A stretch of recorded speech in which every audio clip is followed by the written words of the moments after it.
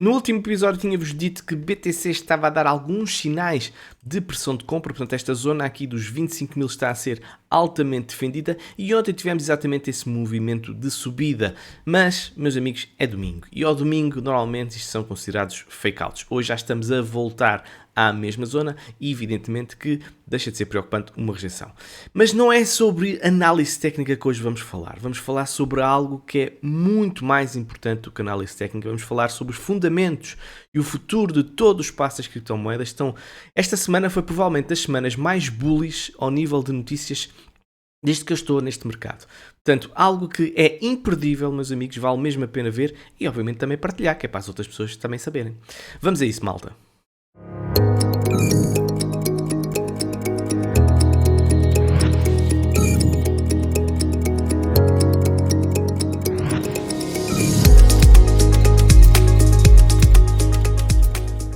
Caros amigos, sejam então bem-vindos a mais um episódio do Alex Crypto e, como eu vos tinha dito, é um episódio de facto bastante importante com notícias mesmo muito relevantes. E sem mais demoras, vamos então começar. Nós temos uma notícia que eu acho que é uma notícia tremendamente importante, que é uma notícia de uma posição estratégica por parte da ARK Invest. Portanto, a ARK Invest surpreendeu o mercado, que é segundo esta notícia, e está a pedir a aprovação de um ETF de spot para Ethereum. Lembro que um ETF de futuros para Ethereum pode estar na iminência de ser aprovado. E porquê é que isto é tão relevante? Porquê é que a Cathie Wood foi tão inteligente, na minha opinião, em posicionar-se já num ETF de spot. Pronto, vocês sabem que neste momento há uma disputa com a Grayscale e com relativamente à aprovação de um ETF de spot para Bitcoin, e o juiz deu, na primeira instância, digamos assim, razão à Grayscale a dizer que os motivos que a SEC apresenta não são de facto válidos, exatamente porque aprovaram anteriormente um ETF de futuros em Bitcoin. Portanto, o argumento que as coisas é um mercado muito volátil, que não é muito credível e tudo mais, cai por terra porque efetivamente não faz sentido aprovar um ETF de futuros e depois não aprovar um ETF de spot.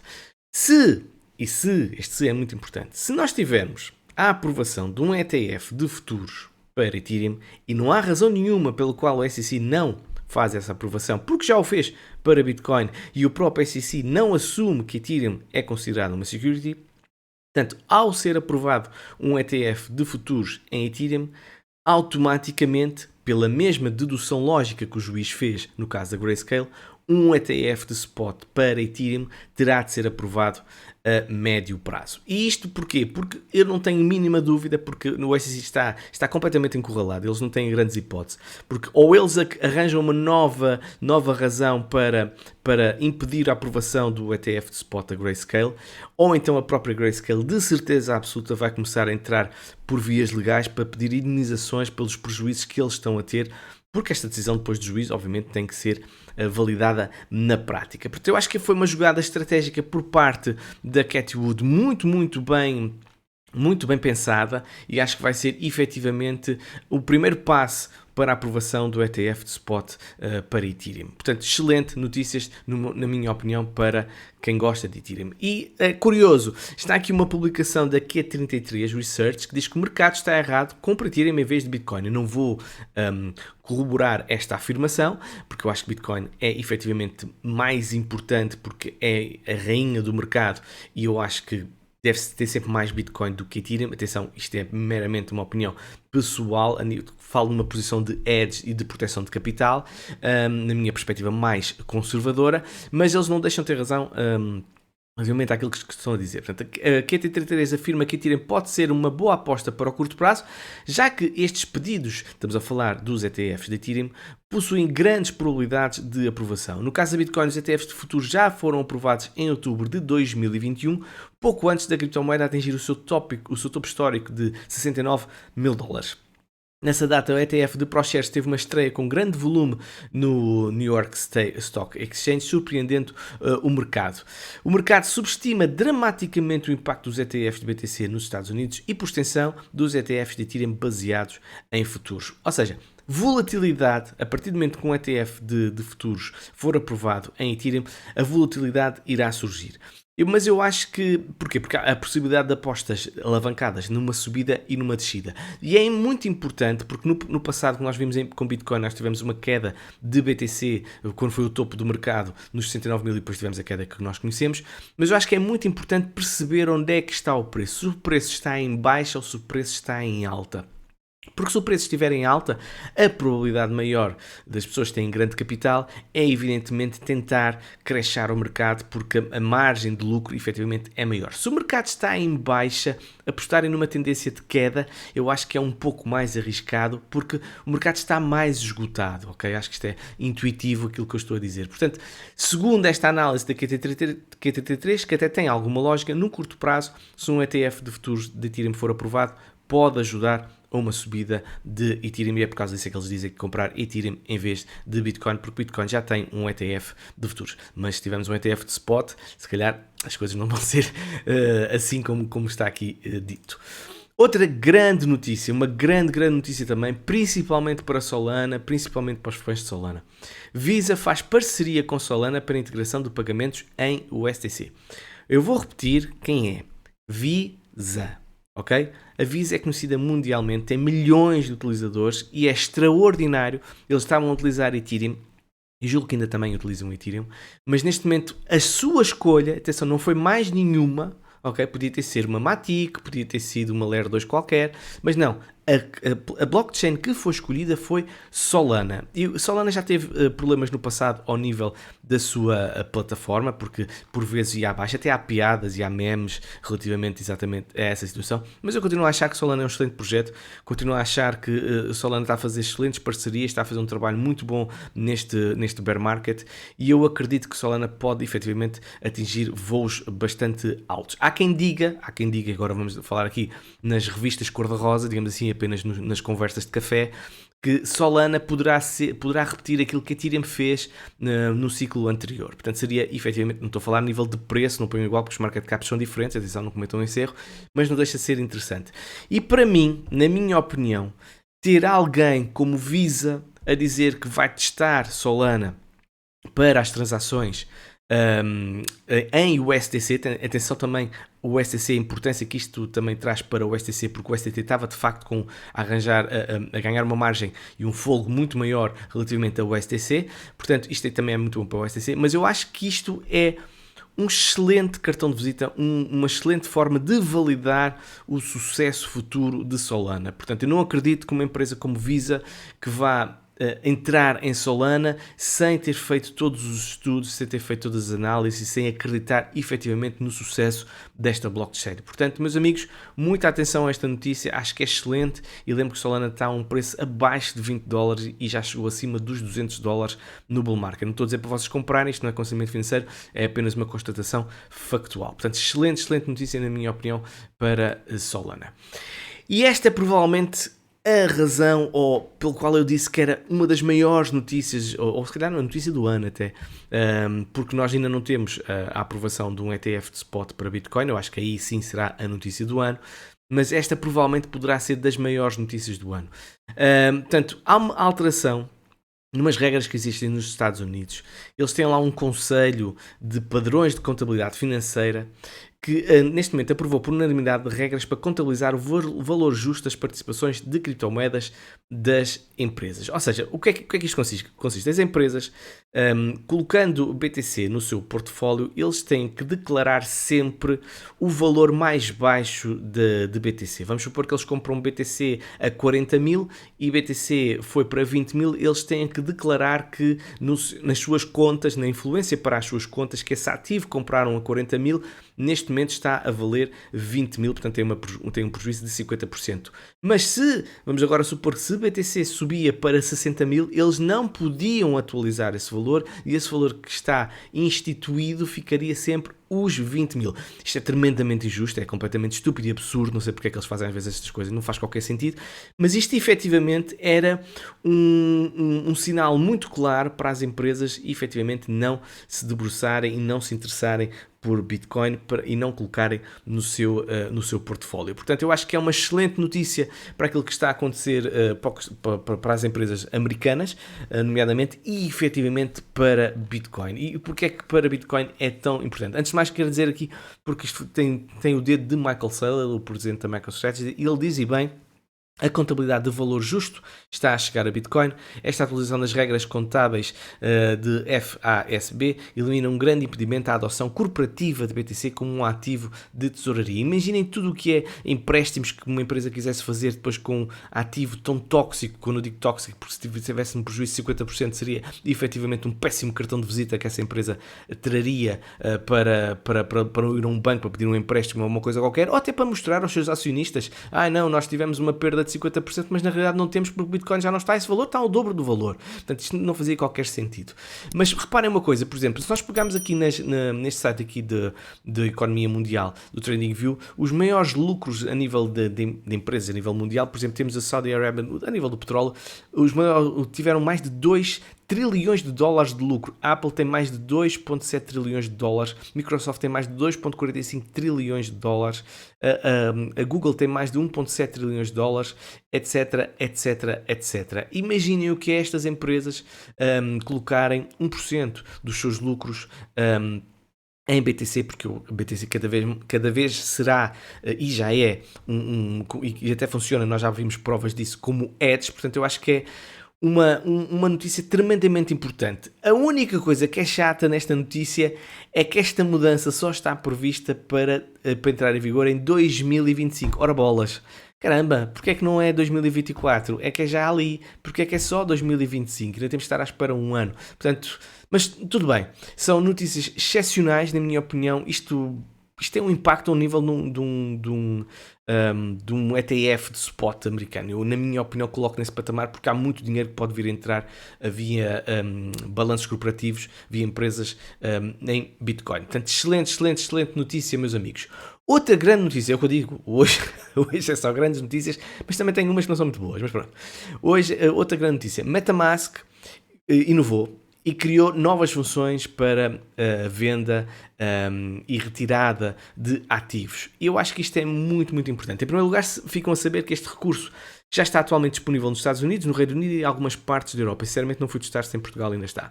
A empresa anunciou que tem planos para expandir esta funcionalidade para outras regiões, visando atender à sua comunidade global. MetaMask tem cerca de 30 milhões de utilizadores mensais e a empresa também lançou uma opção otimizada para a Apple Pay em parceria com a Banxa, uma empresa fintech, ampliando ainda mais as suas opções de pagamento. Porquê é que esta notícia é tão importante? Eu acho que nós todos estamos cansados de ter que passar por intermediários, ok?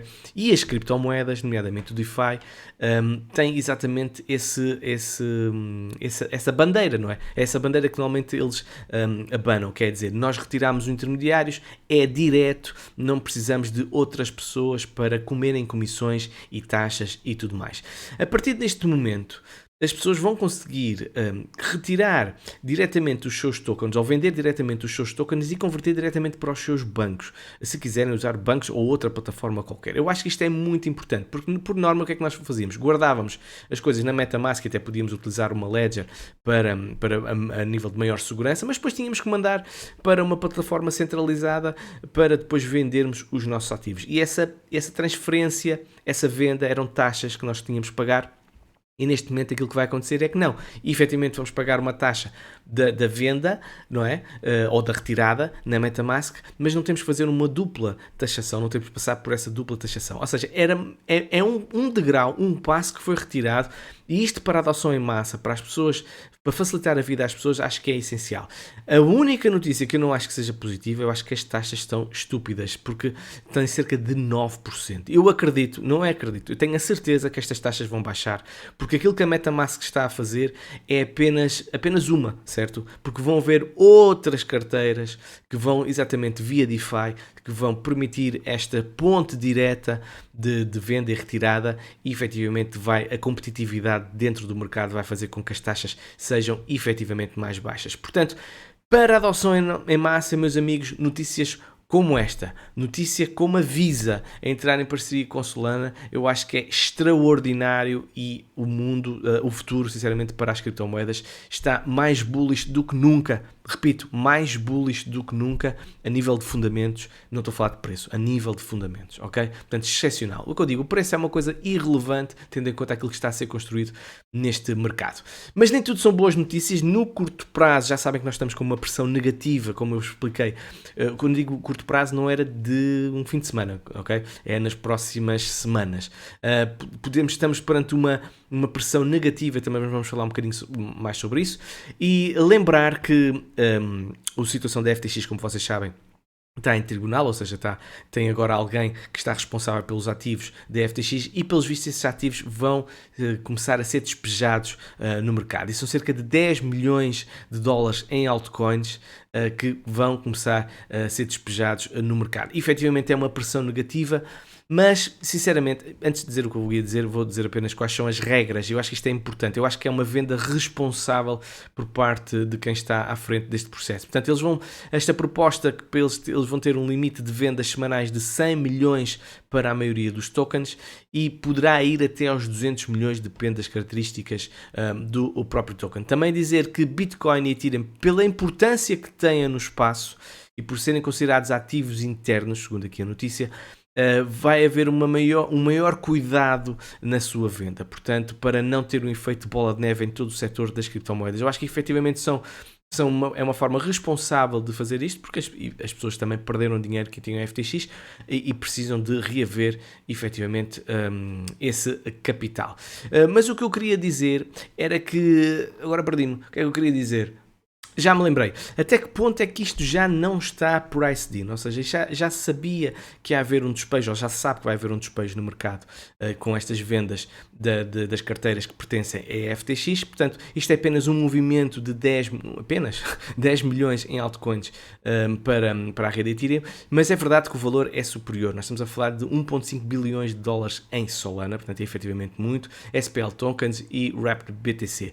Portanto, se houver, tendo em conta estas notícias que eu acabei de dizer, sinceramente, se houver esta pressão de venda no mercado, eu vou encarar isto não como um fim, por exemplo, de um projeto de Solana, mas vou apenas encarar isto como uma oportunidade de entrar em Solana. Portanto, isto é a minha perspectiva, não é aconselhamento financeiro, como é óbvio, é a minha perspectiva pessoal.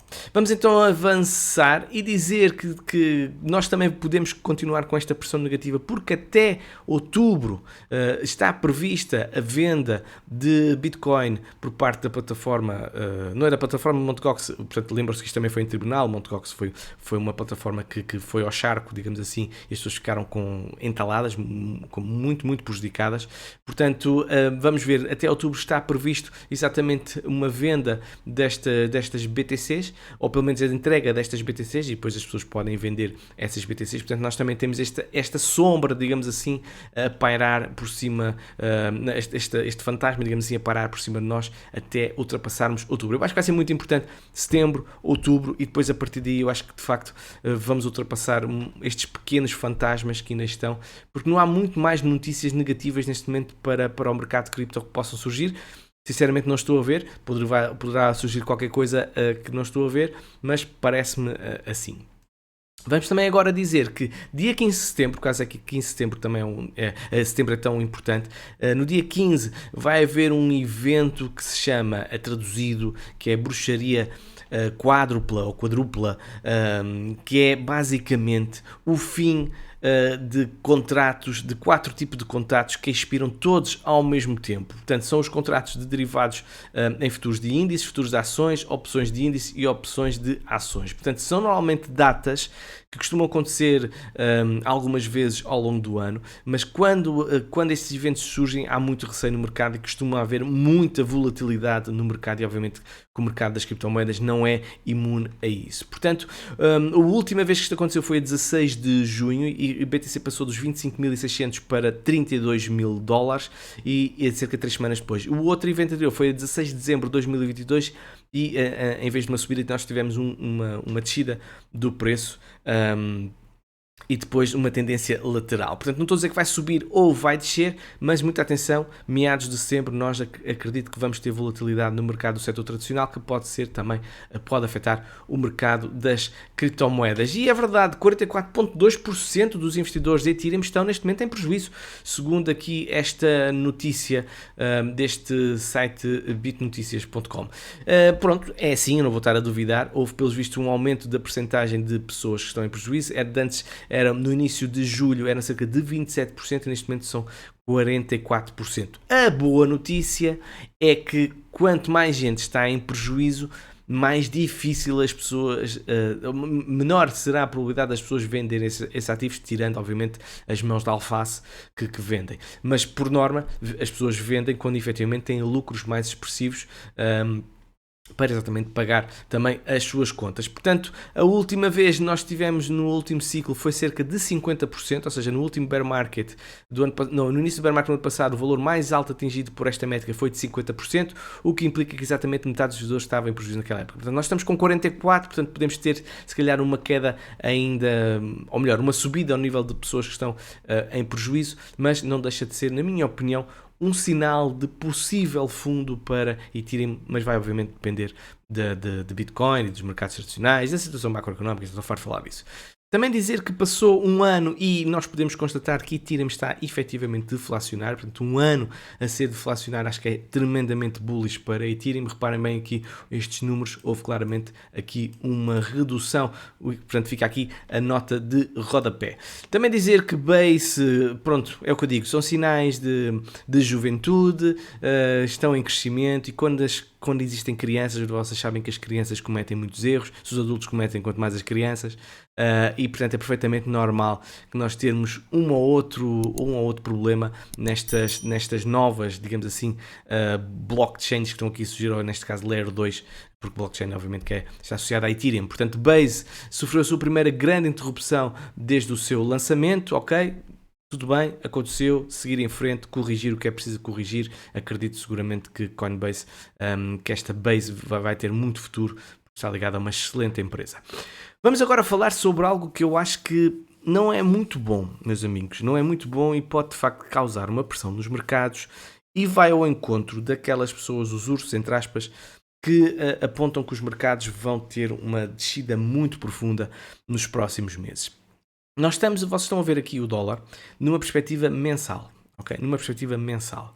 E se nós repararmos, vamos olhar aqui, temos aqui 1989, e aquilo que nós podemos ver, ok, 1989 até os anos ali dos anos 90, tivemos uma correção, depois começámos a subir, quebrámos a tendência de descida e tivemos uma subida muito expressiva desde os anos 97 até mais ou menos 2002. E depois tivemos uma queda muito, muito expressiva, com um período de consolidação em baixa, como vocês podem ver, na altura em que o dólar estava a valer muito, muito pouco, e depois, mais uma vez, podemos constatar, tivemos um breakout, tivemos um breakout, como vocês podem ver aqui, e a partir do momento que tivemos esse breakout, conquistámos este primeiro patamar dos 90 dólares, porque vocês podem ver exatamente que era uma zona de resistência e conquistámos essa zona. Além de termos conquistado essa zona, o que é que foi bastante bullish? Fizemos suporte e fizemos um duplo fundo na zona dos 90 dólares. Portanto, isso significa que tudo o que estava aqui para baixo, ok, foi ultrapassado e neste momento está a ser considerado como suporte esta zona aqui dos 90. A zona de resistência era esta zona aqui, a zona dos 100 dólares, 101, 102 dólares, como vocês podem constatar, e vem aqui desde 1989, reparem, foi a primeira zona onde nós tivemos aqui esta rejeição, e depois também tivemos em 98, em 99, portanto é uma zona efetivamente muito importante. E nós tivemos esta subida muito, muito expressiva por parte do dólar desde 2021, de julho de 2021, e quebrámos, à terceira tentativa, digamos assim, quebrámos esta zona aqui dos 102 dólares. Portanto, o movimento foi muito expressivo e era perfeitamente normal termos uma retração, até porque temos esta resistência aqui bastante grande, na zona aqui dos 120, e ela nem sequer chegou lá, só a zona dos 114. Agora, como vocês podem ver, e estas setinhas vocês já perceberam o que é que eu quero dizer, isto neste momento, a zona dos 102 dólares está a funcionar como suporte e pelos vistos, nós já tivemos no mês passado uma engulfing candle no mês de agosto e neste momento estamos a validar essa engulfing candle. Eu sei que ainda faltam 21 dias, ainda falta bastante tempo para fechar o mês, mas o que é que vocês acham? Na minha opinião, que significa que estamos a validar esta zona também como suporte. E significa que o dólar vai passar a trabalhar nesta zona nos próximos tempos, acima dos 102 dólares. No momento que quebrarmos esta zona aqui dos 101 dólares, efetivamente vou mudar de opinião. Mas esta retração é uma retração bullish, eu nem sei quanto é que foi, mas deve ter sido para aí 0,32, 0,5, exatamente 0,5 de Fibonacci, portanto é uma retração bastante bullish e neste momento o cenário está traçado para ela até ultrapassar o dólar, ultrapassar os 112 dólares, porque já veio abastecer, já não está tão cansada e aquilo que vocês podem ver, por exemplo, o Stochastic RSI na mensal, reparem o que é que tem muita margem para subir, muita margem mesmo, está apenas a dar os primeiros sinais, ainda sem confirmação até, a confirmação é nesta zona aqui a azul, e depois também temos, reparem o que é que está a acontecer com o RSI tem muitíssima margem para subir, ainda nem sequer cruzou a linha média aqui a amarela, portanto, reparem bem, até atingir um valor de overbought, reparem, é imenso espaço. Portanto, se isto se concretizar,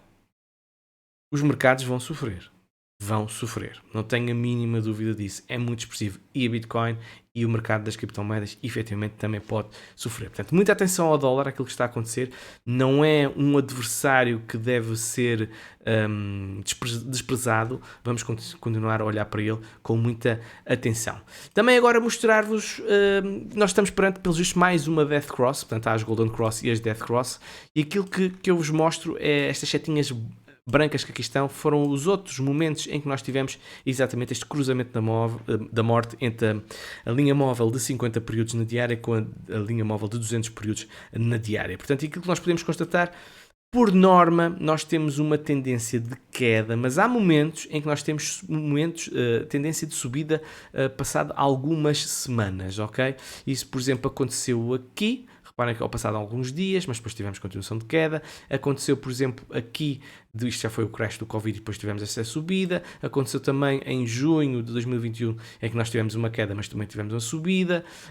E também aconteceu mais ou menos aqui em janeiro de 2022, tivemos aqui uma ligeira subida. O que é que isto quer dizer? A tendência será de descida, não vou negar, ok? Mas nós, como isto é um efeito de lag bastante significativo, bastante pronunciado, nós podemos até ter um efeito contrário e levar a uma subida durante as próximas semanas, ok? Mas não deixa de ser uma má notícia termos uma Death Cross, pelo menos a nível emocional, e há muita gente de retalho, pessoal que não é tão grande investidor e que liga muito a isto e pode encarar este sinal, esta Death Cross, como chega para lá e não querer entrar no mercado nesta altura. Meus amigos, resumindo, ao nível de fundamentos, foram notícias excepcionais, ok? Ao nível de adoção em massa, notícias excepcionais, do melhor que há. A nível de price action, as coisas efetivamente não estão a ser precificadas e não estão, de facto, a coincidir com as excelentes notícias que vos trouxe. O que isto não deixa de ser uma excelente oportunidade, na minha opinião, e obviamente não é aconselhamento financeiro. Se gostaste deste episódio, a única coisa que eu te peço é colocas um gosto, fazes um comentário, habilitas-te a entrar no meu premium também no final do mês e partilhas. Meus amigos, desejo a todos um excelente fim de semana, tudo corra bem, beijinhos e abraços. Só para terminar, provavelmente para a semana, até quarta-feira é difícil, tenho muito trabalho lá na escola. Tchau, tchau.